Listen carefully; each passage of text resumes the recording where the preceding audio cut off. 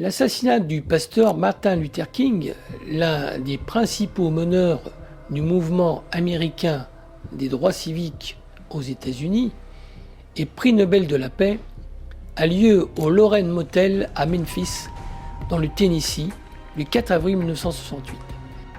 Dans les années 1950 et 1960, Martin Luther King, pasteur baptiste afro-américain et militant non violent, est le principal responsable du mouvement afro-américain des droits civiques.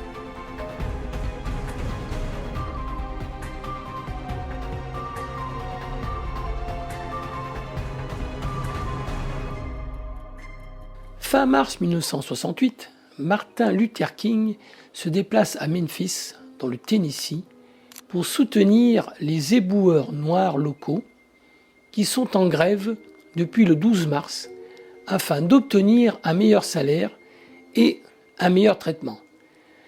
Les Afro-Américains étaient payés 1,70 $ de l'heure et n'étaient pas payés quand ils ne pouvaient pas travailler, contrairement aux travailleurs blancs. Des violences éclatent autour des marches pacifiques. Un jeune Afro-Américain est tué. Le 4 avril 1968, à 18h01, alors qu'il se trouve sur le balcon du Lorraine Motel à Memphis, Martin Luther King est assassiné par balle au moyen d'une carabine Remington modèle 760. Entendant les coups de feu, ses amis qui se trouvaient à l'intérieur de la chambre du motel accourent aussitôt et trouvent Martin Luther King étendu au sol dans une mare de sang, abattu d'une balle dans la gorge. Il est déclaré mort au St. Joseph Hospital à 19h05. L'assassinat provoque une vague d'émeutes raciales dans 60 villes des États-Unis, qui fait de nombreux morts et nécessite l'intervention de la garde nationale. Certains spéculent que Ray n'était qu'un pion de la même façon que l'assassinat de John Fitzgerald Kennedy par Lee Harvey Oswald. Les preuves avancées par ses partisans sont les suivantes. La confession de Ray a été obtenue sous la pression. Il a été menacé de peine de mort. Ray était un petit voleur et cambrioleur. Il n'avait aucun casier judiciaire mentionnant un crime violent avec détention d'armes à feu.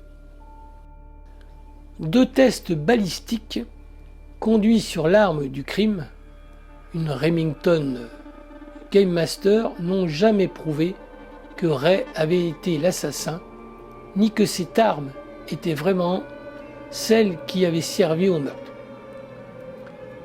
Des témoins du meurtre de King disent que le coup de feu ne provenait pas de la pension mentionnée par l'enquête, mais d'un buisson à côté d'elle. Un buisson enlevé quelques jours après. Le 6 avril 2002, le New York Times rapporte qu'un pasteur, le révérend Ronald Denton Wilson, déclarait que c'était son père, Henry Clay Wilson, qui avait assassiné Martin Luther King et non James Earl Ray. Il dit que ses motifs n'étaient pas racistes, mais politiques, pensant que King était communiste. En 2004, Jesse Jackson, qui était avec King au moment de son assassinat, nota « Le fait est qu'il y avait des saboteurs pour perturber la marche. À l'intérieur de notre propre organisation, on a découvert qu'une personne très importante était payée par le gouvernement. Donc, infiltration à l'intérieur, saboteur à l'extérieur et attaque de la presse. Je ne croirais jamais que James Earl Ray avait le motif, l'argent et la mobilité pour avoir fait cela lui-même. Notre gouvernement a été très impliqué à préparer le terrain et je pense l'itinéraire de fuite de James Earl Ray.